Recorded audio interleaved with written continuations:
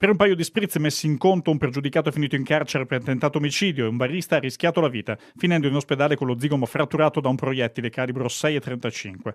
La squadra mobile di Venezia ha risolto in un paio d'ore scarse il giallo di una sparatoria all'ora di pranzo in un frequentato bar del sestiere di Castello, il Collo di Modì. Il gestore trentenne, un cittadino egiziano, secondo le testimonianze raccolte al momento del fatto, poteva essere stato colpito da una persona che un paio d'ore prima aveva avuto un diverbio con lui. La descrizione portava ad un veneziano residente a pochi passi, il 34enne Alessandro Pellegrini.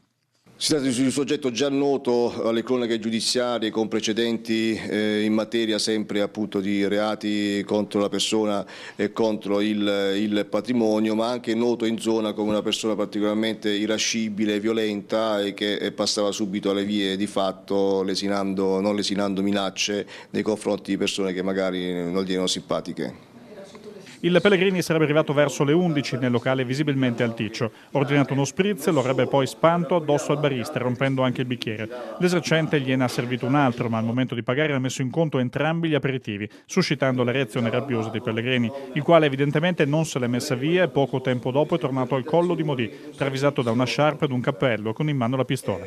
E dalla dinamica e dalle modalità, praticamente 2 colpi sono stati sparati, l'obiettivo era appunto il barista, uno è andato a vuoto conficcandosi sulla parete alle spalle del banconiere, il secondo invece l'ha preso in faccia, fortunatamente, ripeto, si è fermato, è stato trattenuto dallo zigomo. Sottoposto ad un'operazione di chirurgia maxillofacciale, il barista se la caverà. Pellegrini invece non ha ammesso nulla dei fatti che gli vengono contestati, mantenendo sempre con gli inquirenti un atteggiamento sprezzante. È stato sottoposto all'analisi dello STUB per verificare se abbia sparato. In merito alla sua professione, l'associazione dei bancali ha precisato come Alessandro Pellegrini non faccia parte della categoria dei gondolieri e non svolga la professione. Anni fa l'uomo aveva lavorato per periodi saltuari come sostituto, ma aveva poi abbandonato l'attività.